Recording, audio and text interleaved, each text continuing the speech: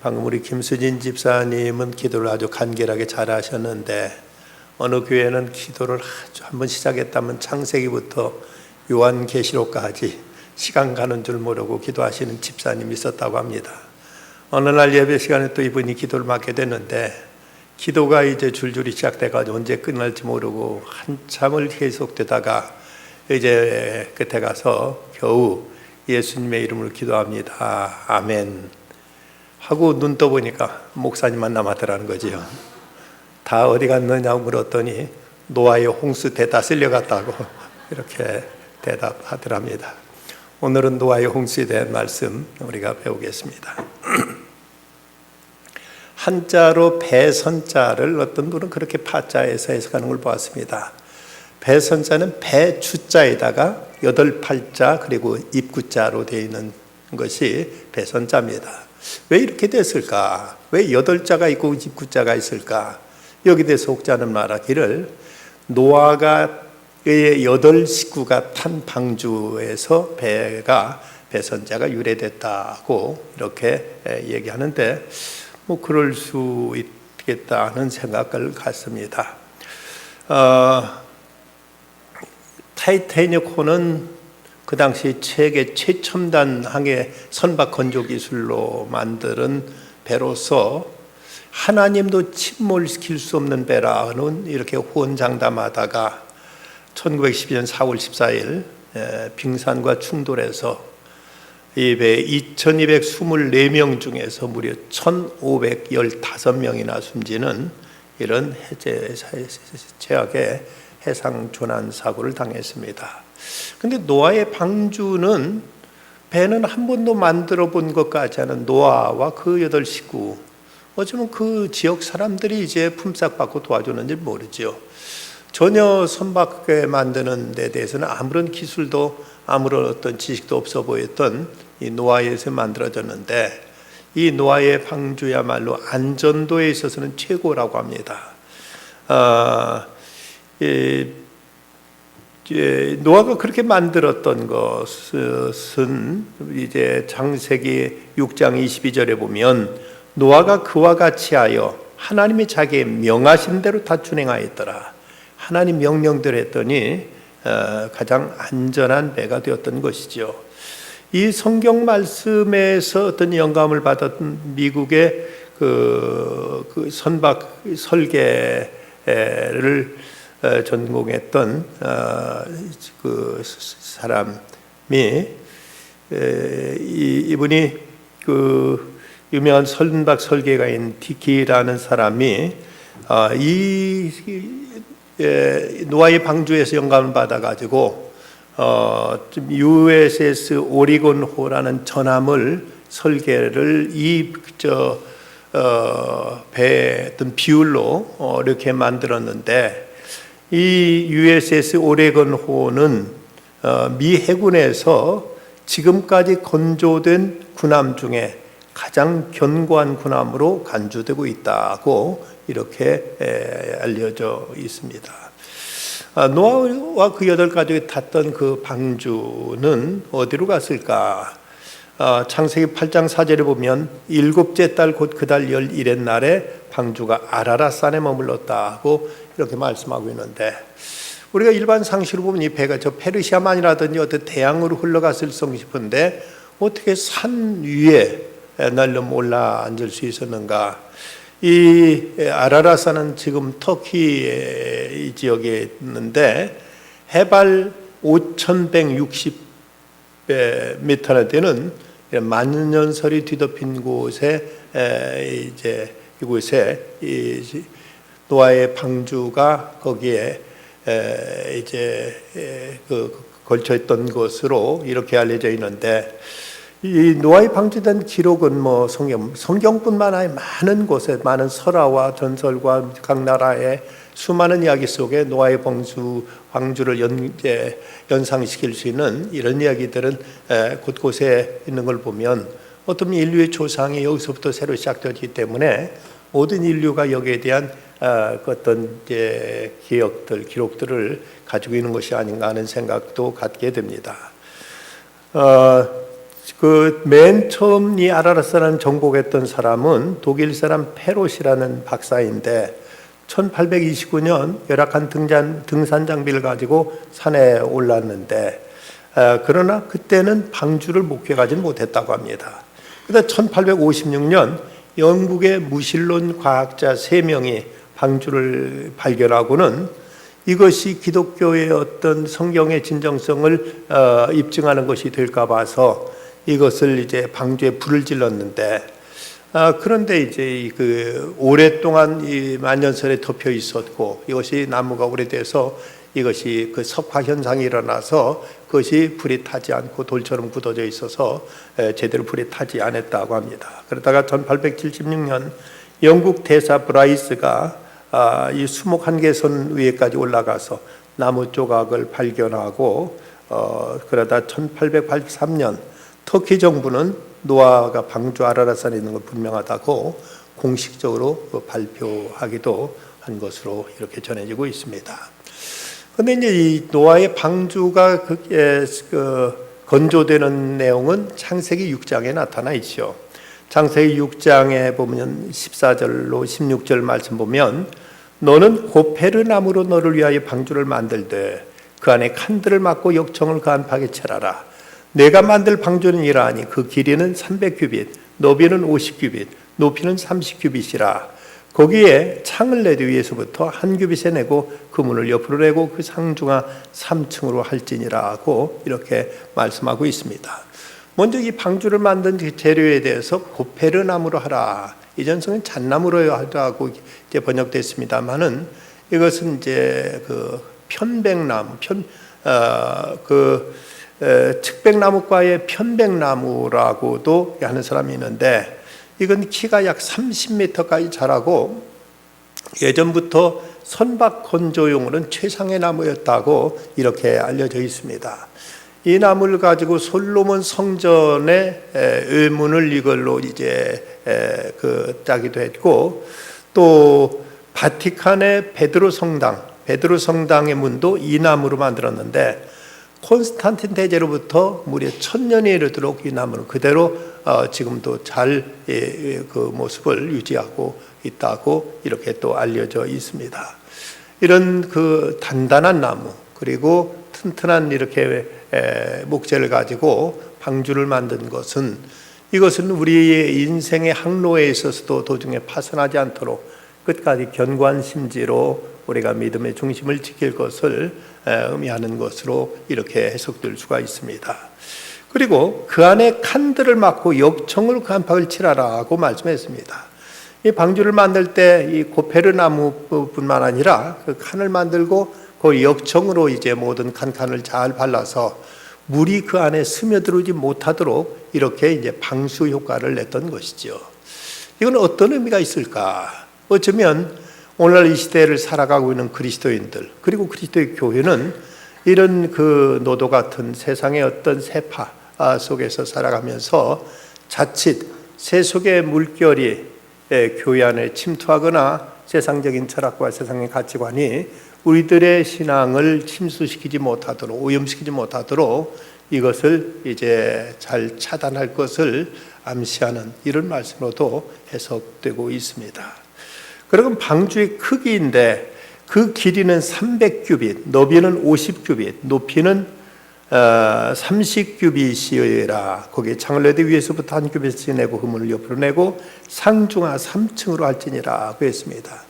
여기 성경에 나온 규빗이라는 이제 단위는 사람 남자 장정의 그 발꿈치에서부터 손끝까지 거기 길이를 보통 한 규빗이라고 하는데 우리의 그 미터법 센티미터로는 45cm 내지 그 50cm 가량이 한 규빗으로 이렇게 이제 길이를 이렇게 이제 알려져 있었습니다. 그래서 이때 그 배의 길이가 136.8m, 넓이는 22.8m, 높이는 13.7m 높였는데 이 넓이와 높이를 전부 다 이걸 용적으로 따지면 43,000 입방미터로서 그 넓이는 길이는 축구장보다 더 길고 그리고 폭은 축구장 절반 정도 하는 것으로 이렇게 이제 생각하면 대충 어느 정도 크기인가를 우리가 이제 짐작할 수가 있습니다. 그리고 이것이 이제 3층으로 돼 있어서 여기에 그 당시 이 땅에 존재했던 모든 그 가축들 이런 동물들을 쌍으로 그곳에 들여놨어도 그거 제법 공간이 남아 있었을 것으로 이렇게 추측하고 있습니다.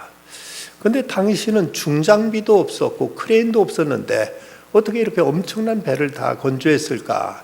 참 상상하기 어렵습니다만은 무려 120년에 걸쳐서 이 배를 만들었다니까 이제 노아와 그 가족들만 여기에 만드는 동원된 것 같지는 않고 그의 지역 사람들도 노아의 부탁이나 어떤 품삯에 의해서 같이 일을 한 것이 아닐까 하는 이런 추측을 가능케 하고 있습니다. 그러면 이 방주의 용도는 방주는 물에서 이동하는 데는 별로 속도를 내지 못합니다. 전혀 이 배는 추진력이 없습니다. 여러분 그 공동번역 성경에 보면 배라고 번역되는데 이것은 잘못된 번역으로 이렇게 얘기 드는데 그 이유는 배는 반드시 추진력이 있죠. 뒤에 스크루가 있든지 노가 있든지 돛이 있든지 배가 뭔가 나갈 수 있는 힘 자체를 배는 가지고 있는데 방주는 전혀 추진력이 없습니다. 전혀 이제 뒤에 키도 없죠. 어떤 방향으로 가야 되겠다 하고 방향을 정할 수 있는 방향을 잡을 수 있는 키도 없기 때문에 그냥 그 물 위에 떠 있는 뗏목처럼 이렇게 떠 있는데 그 이유는 그 온통 세상이 물로 덮여 있기 때문에 어디 간들 물이 아닌 곳이 없었고 또 어디로 갈지도 몰랐기 때문에 이것은 하나님께서 저들을 인도하시는 그러나 하나님의 섭리에 이제 모든 걸 맡길 수 있도록 하기 위해서 저들은 그 방주에는 아무런 그 추진력이나 어떤 방향을 설정할 수 있는 이런 키가 없었다는 것입니다. 하지만 이 배는 안전도에 있어서는 최상이었습니다. 이 한국창조과학회에서 해군사관학교 연구소에 노아의 방주의 안정성에 대해서 과학적인 실험을 용역 형태로 의뢰했던 적이 있었다고 합니다. 이 프로젝트에서 해군산학회 연구팀은 이 방주가 풍랑에서 안정한지 전복됐을 때 극복하는 능력이 어느 정도나 되는지를 첨단 어떤 그 항해 기법과 또 선박 구조를 통해서 연구하고 계산해냈는데 노아의 방주는 40m가 넘는 파도에도 안정적이었다. 함께 연구한 10여 종의 다른 선박들, 뭐 구축함이라든지 군함 형태 포함 이런 배들에 비해서도 가장 안정적인 항해 능력을 갖췄다고 결론을 내렸습니다. 지금까지 기록된 파도의 높이는 30m를 넘는 파도가 없었다는데 이 노아의 방주는 40m로 파도가 칠지라도 전복되지 않을 만큼 이런 안정성을 유지하고 있는 이런 그 구조로 되어 있었다고 이렇게 해군 사관학교 연구실에서 이를 밝혀냈다고 합니다. 그러면 이 노아의 방주는 오직 하나의 문만이 있었습니다. 히브리서 본 이 말 창세기에 있는 말씀 창세기에 있는 말씀 보면 거기에 창을 내되 창세기 6장 16절 거기에 창을 내되 위에서부터 한 규빗에 내고 그 문을 옆으로 내고 그 문 영어로 정관사 너가 붙어서 이건 유일한 문 하나의 문을 의미하고 있습니다. 단수로 되어 있어서 그 문을 내라 하는 이 말씀 보면 그 방주에는 오직 한 곳으로만 들어갈 수 있고 한 곳으로만 나올 수 있도록 문 하나만 낸 것을 본데 이것이 어떤 의미를 가지고 있을까? 방주는 구원선이라면 이 구원선에 들어갈 수 있는 길은 오직 한 길밖에 없다. 예수님께서 내가 곧 길이요 진리요 생명이니 나로 말미암지 않고는 아버지께로 올 자가 없다고 말씀하셨고 다른 이로서는 구원을 받을 수 없나니 천하 인간의 구원을 얻을 만한 다른 이름을 우리에게 주신 일이 없다는 사도행전 4장 10절 말씀대로 여기는 유일한 문, 오직 하나의 문만이 여기 달려 있다고 말씀하고 있습니다. 이것이 이제 방주의 구조라든가 방주에 만들어진 배경이었다면, 그렇다면 이제 오늘 히브리서 11장 7절에 나타난 이 방주를 만든 이 노아의 믿음은 어떤 믿음인가를 우리가 이제 이 말씀을 통해서 몇 가지 정리해서 배울 필요가 있겠습니다. 먼저 그 노아는 그 믿음의 근거가 어디서 비롯된 것인가? 그것은 하나님의 말씀에 의해서 그는 이제 노아는 이 방주를 만들 이런 믿음의 결단을 하게 되었던 것입니다. 오늘 말씀 히브리서 11장 7절 다시 한번 보면, 믿음으로 노아는 아직 보이지 않는 일에 경고하심을 받아 경외함으로 방주를 준비하여 그 집을 구원하였으니 이로 말미암아 세상을 정죄하고 믿음을 따르는 의의 상속자가 되었느니라. 그래서 아직 보이지 않는 일에 경고하심을 받았다고 말씀합니다. 그래서 하나님의 그 경고하심에 의해서 그런 방주를 예비했다는 것이죠. 이 경고하심을 받았다는 것은 하나님께 장차 이 땅에 물로 심판이 있을 것이라는 하나님의 말씀이 노아에게 주어졌다는 것을 말씀합니다. 노아는 그냥 자기 나름대로 가만히 생각해 보니까 언젠가 이 땅에 홍수가 올지도 몰라. 그러니까 하면 내가 이제 커다란 배를 만들어서 홍수가 올지라도 내가 그 홍수에 대비해야지 하는 자기 상상 속에서 이루어진 것이 아니라, 그는 철저히 하나님의 말씀에 근거해서 그 말씀을 듣자 그는 이 말씀을 그대로 믿고 그대로 신뢰함으로 그는 이제 방주를 만드는 이 작업을 그는 시작하게 된 것입니다. 여기서 그의 믿음은 철저히 바로 들음에서 났다는 로마서 10장 17절 말씀대로 그는 하나님의 말씀을 듣고 그 말씀을 그대로 믿은 데서부터 이제 모든 그의 이런 방주를 만드는 역사가 나타나기 시작한 것을 보게 됩니다. 여기서 중요한 것은 말씀을 듣고 이 말씀에 대한 반응과 자세, 이것이 바로 믿음이라는 것입니다.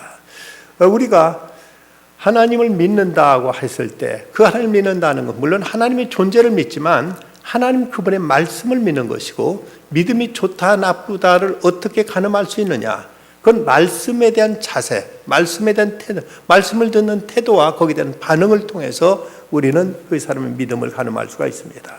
얼마나 말씀 앞에 진지하고 얼마나 말씀을 그대로 믿고 그대로 받고 그대로 그 말씀에 따르고 순종하느냐, 그것이 바로 믿음인 것입니다. 단지 어떤 내 종교적인 열심을 가지고 많이 봉사하고 많이 수고하고 많이 노력하고 하는 이것이 믿음이 아니라, 하나님이 구체적으로 주신 그 말씀을 이제 두렵고 떨림으로 받고, 그리고 그 말씀을 이제 그대로 믿고 그대로 지켜 준행하는 것, 순종하는 것, 이것이 바로 믿음이라는 것이죠. 단지 어떤 종교적인 열심을 내는 것이 믿음이 아니라 구체적인 하나님 말씀에 대한 반응이 바로 믿음이라는 것을 우리는 잊지 말아야 됩니다. 여기서 노아는 이제 그 장차 나타날 일에 대한 경고를 받았을 때 그는 경외함으로 일을 준비했다고 이렇게 말씀합니다. 말씀을 들었을 때 그 말씀에 대해서 그 반응은 경외함이었습니다. 두려움이었습니다. 이 두려움은 거룩한 경건한 두려움이었던 것이죠. 여러분, 하나님 말씀을 들으면서 두려움을 느껴보신 적이 있습니까? 말씀을 듣고 내 마음에 떨림을 여러분 경험해 보셨습니까? 하나님 말씀을 듣고 여기에 대해서 정말 내가 여기 내 전 존재를 여기에 걸고, 이 말씀이 오늘 내게 주신 하나님의 음성이요, 하나님께 우리에게 주시는 명령을 우리가 받으면서 그 말씀 앞에 우리에게 이제 이런 거룩한 두려움을 과연 우리가 가져본 적이 있는지. 사도 바울은 빌립보 교회에 그 편지하면서 이렇게 말합니다. 그런데 사랑하는 자들아, 이 약속을 가진 우리는 하나님을 두려워하는 가운데서 거룩함을 온전히 이루어 육과 영의 온갖 더러운 것에 자신을 깨끗하게 하자. 하나님을 두려워하는 가운데서 거룩함을 온전히 이루라. 우리가 거룩함을 이루지 못하고 있다면 하나님을 두려워하지 않기 때문이죠. 하나님 말씀에 대한 어떤 경각심이 없기 때문이죠. 그냥 내 의지와 내 생각으로 그냥 세상적인 상식과 판단 속에서만 모든 것을 우리가 이제 생각하고 판단하고 행동하기 때문에 우리가 두려움 없이 우리가 신앙생활 한다는 것은 그건 믿음과는 이제 전혀 별개의 것임을 우리는 알아야 될 것입니다. 그 고린도 교회는 아주 문란한 교회였고 문제 많은 교회였습니다. 그 교회를 향해서 사도 바울이 보낸 편지 가운데 보면, 그가 너희 모든 사람들이 두려움과 떨므로 자기를 영접하여 순종한 걸 생각하고 너를 향해 그의 심정이 더욱 깊었으며 두려움과 떨므로 자기를 영접하여라고 이렇게 이제 말씀한 걸 보면 초대교회 성도들은 하나님의 사람들을 영접할 때도 두렵고 떨림으로 사람들을 영접했다고 이렇게 말씀하고 있습니다. 고린도후서 7장 1절 그런데 선한 자들의 이 약속을 가진 우리는 하나님을 두려워하는 가운데서 거룩함 온전히 이루라 하고 말씀하신 이 말씀, 빌립보서는 항상 복종하여 두려고 떨림으로 너희 구원을 이루라.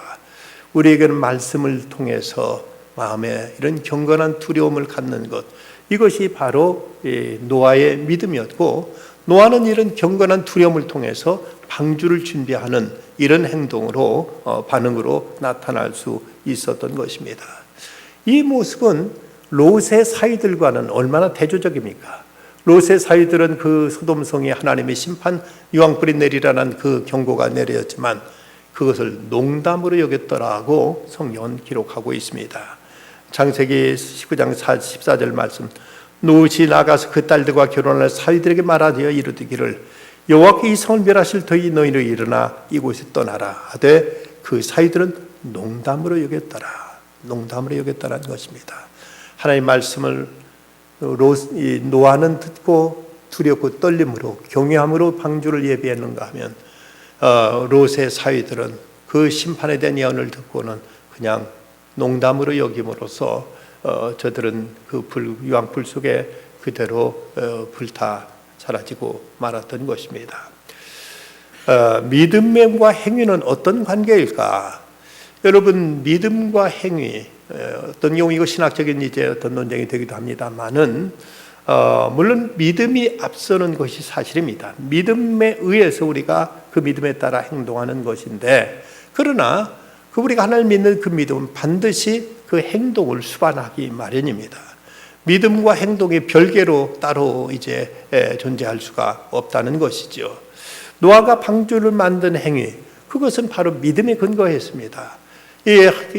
이 땅에 물로 심판이 있으라는 그 경고를 받았을 때 노아는 그것을 하나의 어떤 단순한 지식으로만 아는 것이 아니라, 그리고 그것을 듣고 이제 두렵고 불안한 마음을 가진 것으로 그친 것이 아니라 이것이 방주를 구체적으로 만드는 행위로 이어진 것을 보면 이 노아는 이제 그가 이제 방주를 만드는 이 행동, 이것이 바로 믿음의 행위로서 그는 그것이 구체적인 응답으로 이렇게 나타난 것을 보게 됩니다. 그런데 그것이 상식적으로는 납득하기 어렵고 이해하기 어려운 부분입니다. 지금까지 그렇게 이제 큰 홍수가 온 땅을 적셨던 적이 한 번도 없었고, 그리고 더군다나 방주를 지으려면은, 배를 만들려면은 그 물가에다 만드는 것이 정상일 텐데 이 산에다가 이것을 방주를 만들었다는 것을 어떻게 이걸 상식적으로 우리가 이해할 수 있습니까? 하지만 노아는 하나님의 말씀을 믿고 그대로 하나님이 분부하시는 대로, 하나님이 지시하는 대로 이를 이제 방주를 만들게 됩니다. 이것이 바로 믿음이었던 것이지요. 어떤 상식에 거쳐한 것이 아니라 하나님의 명령과 하나님 말씀 들었을 때 그는 우직하게 그 말씀 그대로 이 순종함을 통해서 그는 믿음의 모습을 이렇게 드러내고 있습니다. 간혹 믿는다고 하는 사람들 가운데 전혀 어떤 불신앙적인 행동을 하는 모습을 보면 믿는 사람이 저럴 수가 있을까 하고 이렇게 말하는 경우가 있는데, 과연 그럴 수 있을까? 그건 믿지 않기 때문에 그런 것이죠. 믿는다면 그럴 수 없고, 믿는다면 믿음에 합당한 행위가 나와야 되는데, 믿는다고 하면서 전혀 어떤 믿음에 합당한 행위가 아닌 전혀 다른 행위가 나온다면 그건 믿음과 별개의 일이요, 그건 믿지 않기 때문이라고 말할 수밖에 없을 것입니다. 영혼 없는 몸이 죽은 것 같이 행함이 없는 믿음은 죽은 것이라고 야고보서는 말씀하고 있습니다. 그러면 노아가 이렇게 믿음의 행위를 보였을 때, 믿음을 나타냈을 때 거기에 따른 그 보상은 과연 무엇이었는가? 성경은 경외함으로 방주를 준비하여 그 집을 구원하였으니, 경외함으로 방주를 준비하여 그 집을 구원하였다고 이렇게 말씀합니다. 노아가 하나님을 경외함으로 그 말씀을 듣고 두렵고 떨림으로 방주를 만드는 이런 믿음의 행위를 보였는데 그 결과 거기에 대한 보상이 뭔가? 바로 자기와 자기 가정을 구원하는 이런 엄청난 보상을 그는 이제 하나님께로부터 선물로 받게 되는 것입니다. 여기서 노아는 하나님 말씀을 들음으로 인해서 믿음의 근거가 거기서 비롯되었고, 들었을 때 그의 마음에 두렵고 떨림이라는 이런 반응이 나타났고, 그리고 구체적으로 이제 그것을 행동으로 옮기는 이런 이제 선택과 이런 결단을 하게 됩니다. 그랬더니 이런 믿음의 행동이 무엇을 가져왔는가? 그와 그 가정을 구원하는 이런 보상, 이런 결과가 그에게 찾아왔다는 것입니다. 만약 여기서 노아가 그 하나님이 세상을 물로 심판한다는 경고를 받았을 때 마음에는 두렵고 떨림이 있었고, 여기에 대해서 뭔가 어떻게 해야지 하는 생각도 했는데, 그러나 그것이 액션으로 이어지지 못했다면, 방주를 예비하지 않았다면, 설사 방주까지 예비했다 할지라도 나중에 방주에 올라타라고 말씀하실 때 그 말을 그가 지켜 준행하지 않았다면 그 홍수에서 어떻게 자기와 자기 가정을 구원할 수 있었겠는가? 노아는 하나님의 말씀을 믿었고, 믿고 이거 두렵고 떨림으로 그는 반응했고, 그리고 그것을 구체적인 순종으로 응답했을 때, 그랬을 때 노아와 그 가정이 구원받는 이런 보상이 그에게 주어진 것을 보면, 우리는 어떤 이제 그 신앙적인 어떤 지식, 이것이 우리를 구원하는 것이 아니라 믿음의 결단이 우리를 구원한다는 사실을 알아야 될 것입니다. 이런 상황을 한번 우리가 생각해 볼 필요가 있겠죠. 우리가 배를 타고 가다가 저 헝가리 부다페스트에서 이번 큰 해난 그 강에서 재난 사고도 일어났습니다만은, 그런 어떤 이제 우리가 배를 타고 가다가 배가 파손되었을 때, 그때 이제 큰일 났다, 우리는 죽게 생겼다고 두려워 벌벌 떨고 있을 때 저 앞에서 구조선이 다가오면, 야 됐다, 저 구조선 타면 우리는 살 수 있겠다 하는 것은 하나의 구원의 지식이 될 수 있습니다. 그리고 거기에 대해서 사람마다 반응은 여러 가지로 나타날 수 있을 것입니다. 좋아서 어쩔 줄 모르고 막 기뻐하고 소리 지르는 사람도 있을 터이고, 이제 거기서 어떤 사람은 침착하게 그냥 구조선이 올 때까지 묵묵히 기다리는 사람도 있을 터이고, 여기에 감정적인 반응은 여러 가지로 나타날 수 있습니다. 하지만 거기서 구원받을 수 있는 것은, 살아날 수 있는 길은 이제 자기가 있던 물에 점점 잠겨가는 배에서 내려서 구조선에 올라타는 그 액션, 그 행동이 있을 때만이 우리는 그 구원을 이룰 수가 있습니다. 이렇듯이 우리들의 그 노아의 믿음도 하나님께로부터 주어진 메시지를 그가 알았다는 것, 지식이라는 건 대단히 중요합니다. 그리고 거기에 대해서 두렵고 떨림으로 반응한 것도 매우 중요합니다.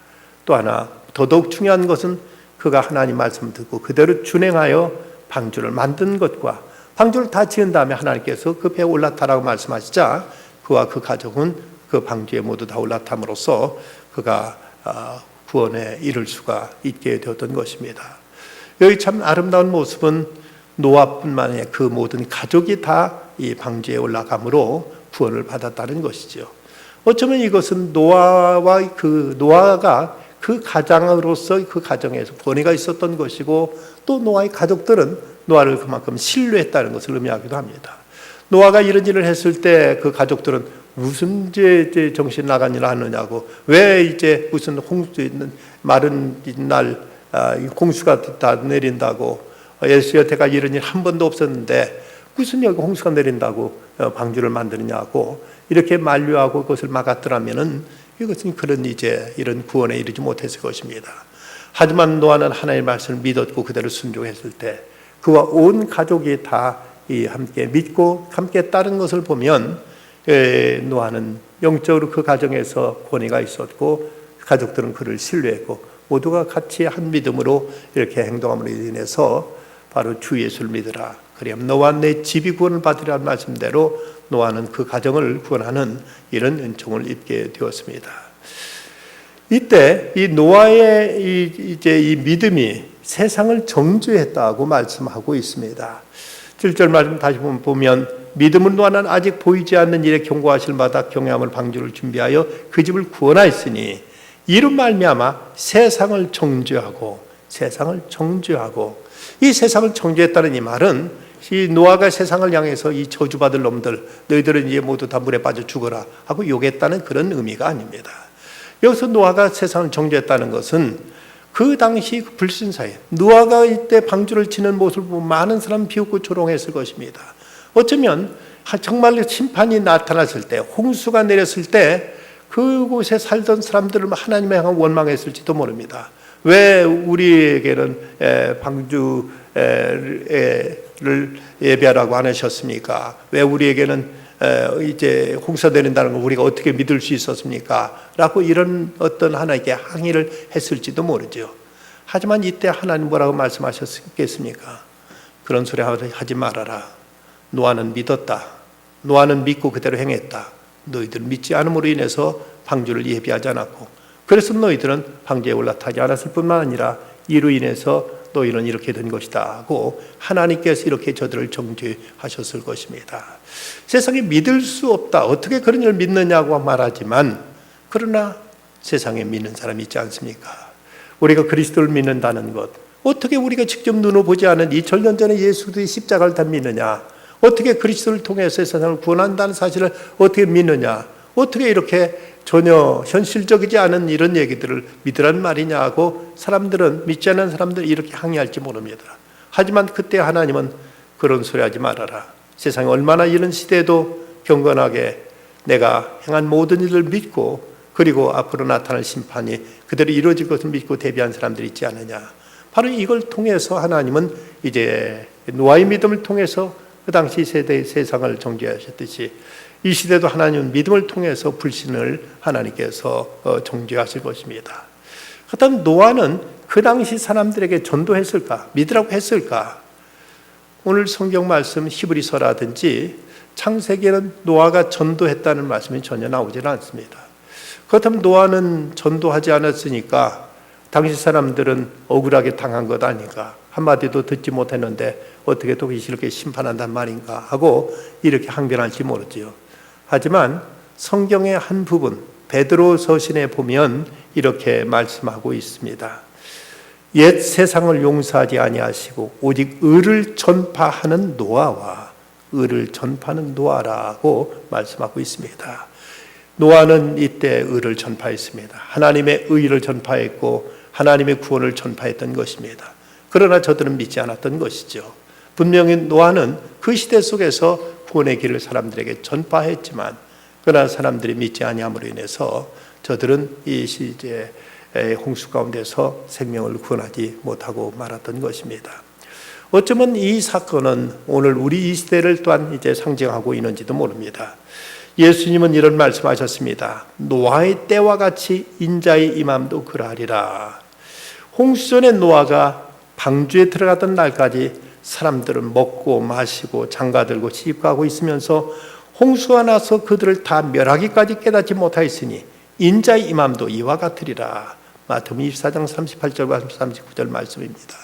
그렇다면 여기서 예수님께서 말씀하시는 거, 그러면 먹는 것 마시는 것이 잘못인가? 그리고 시집가고 장가가는 일은 이것은 우리가 멀리 해야 될 일이란 말인가? 여기서 먹는 것과 마시는 것을 정죄하거나 결혼을 여기서 부정하는 말씀이 아니라 그저 일상에만 취한 채 하나님의 심각한 경고의 말씀, 하나님의 심판에 아무런 경각감 없이 살아가는 이 모습을 예수님은 경계하고 계신 것입니다. 늘 우리가 일상생활 속에서 먹고 마시고 그렇게 살면서 또 시집가고 장가가고 하는 이런 이제 자기의 삶을 살아갈 뿐 전혀 하나님께서 말씀하신 그 말씀을 만홀히 여기고 이걸 귀 넘겨 들으면서 여기에 대해서 전혀 대비하지 않고 살아가는 이 시대를 예수님께서 이렇게 경고하고 계시다면, 우리는 이제 이 시대에 과연 이 노아의 홍수 사건을 어떻게 바라볼 것인가 하는 문제가 우리에게 심각한 도전이 되어질 것입니다. 그 교회 여러분들이 앉아 계신 그 자리를 회중석이라고 하는데, 이 회중석이라는 말을 영어로 네이브라고 이렇게 부르는데, 이 말은 배를 뜻하는 나비스라는 말에서 유래됐다고 합니다. 세상에 물결이 시달리는 교회라는 배는 노아의 방주로 상징되고 있습니다. 여러분들이 지금 앉은 자리, 이것이 바로 배고 바로 이것이 방주라는 것을 시사하고 있는 내용입니다. 여러분들은 어쨌든 우리가 형식적으로지만 지금 이 방주라고 말할 수 있는 이 교회에 여러분 지금 앉아 계십니다. 이것이 그저 어찌 물론 우리가 교회에 무조건 이 자리에 나와 있다는 그 자체만으로 무조건 구원이 다 100% 보장된다고 말할 수는 있는 건 아니지만 적어도 그리스도를 믿는 믿음으로 남아있다면 이 자리에 있는 그 자체가 우리는 방주에 있는 것이고 그 방주 안에 있는 자는 구원받게 되는 이 하나님의 이 구원의 섭리에 우리가 포함된다는 사실을 우리는 말할 수가 있을 것입니다. 미국의 그 존스타운이라는 마을에 그곳에 이제 그 댐이 있는데 조사단이 와서 보니까 댐이 균열이 가려고 하고 댐의 그 안전도가 심각한 위험의 상태에 있는 걸 보고 마을 사람들에게 모두 다 여기서 피신해야 된다고 경고를 했습니다. 근데 마을 사람들은 그 얘기를 듣고 나서 뭐 지금까지도 멀쩡했는데 무슨 저 튼튼한 그 콘크리트 댐이 다 무너진단 말이냐, 그럴 리 없지 않느냐, 뭔가 다른 속셈이 있는 거 아니냐 하면서 그 말을 믿지 않았습니다. 그 뒤에 또 조사단이 와서 또 조사했지만 역시 좀 이제 균열이 더 심각해지고 아무래도 이거 붕괴에 될 위험이 있어서 주민들에게 또다시 재차 경고를 했는데 주민들은 더 거기에 대해 반발하면서 아무도 지금 우리가 집을 다 버리고 어디로 간단 말이냐, 설마 저렇게 댐이 무너지겠느냐 하고 사람들은 거기에 귀담아 듣질 않았습니다. 세 번째까지 경고가 주어졌지만 아무도 그 말을 따르지 않고 한 사람도 그곳에서 이제 피신하지 않았습니다. 그러다가 이 마지막 경고가 있은 지 보름도 안 된 1889년 5월 31일 날 장대 같은 비가 쏟아졌을 때 그때 이 댐에 엄청난 붕괴가 시작됩니다. 그래서 이때 미국 역사상 최고의 대홍수 사건으로 기록된 인재였는데 주민 2,200명이 몰살하는 이런 엄청난 재난이 있었다고 합니다. 그 경고를 귀담아 들었더라면은 이런 끔찍한 일을 면했을 텐데 그것을 없이 여겼고 이것을 가볍게 여겼다가 이런 비참한 일에 경지에 이렇게 말했던 것이죠. 노아 시대 가장 중요한 질문은 그들에게 너희가 방주 안에 있었느냐 방주 밖에 있었느냐는 이런 질문이 되어졌을 것입니다. 이 질문은 오늘 이 시대도 우리에게 모두에게 그대로 적용될 것이죠. 이 교회가 그리스도의 몸이요 그리스도를 믿고 의지하는 하나님의 구원의 구조선이라면 우리는 이 교회 안에 거하여 우리의 믿음을 지켜나가게 될 때 그 어느 날 이 땅에 무서운 하나님의 진노의 심판이 임할 때 인간의 그 이제 극악한 죄에 대한 하나님의 준엄한 심판이 내려질 때 우리는 이 방주 안에 있었던 노아와 그 가족처럼 우리는 그리스도 안에 있으므로 그리스도의 몸된 교회 안에 있으므로 우리는 구원의 은총을 덧입게 될 것입니다. 예수님 말씀하십니다. 내가 곧 길이요 진리요 생명이니 나로 말미암지 않고는 구원을 아버지께로 올 자가 없느니라 하고 말씀하십니다. 하나님은 오늘 이 시대를 살아가는 우리들에게 다시 말씀하십니다. 방주 안으로 들어가라. 방주 안으로 들어가라. 바로 여기에 우리 구원이 있기 때문입니다. 오늘도 그리스도의 몸된 교회, 그리스도 그를 믿는 믿음 안에 우리가 거하고 그날을 대비함으로써 이 믿음의 행위를 통해서 노아와 그 가정이 구원받았듯이 우리 가정이 하나님의 진노와 심판이 아닌 구원의 가운데 들 수 있는 우리 모두가 되기를 간절히 기원합니다. 기도하십시다.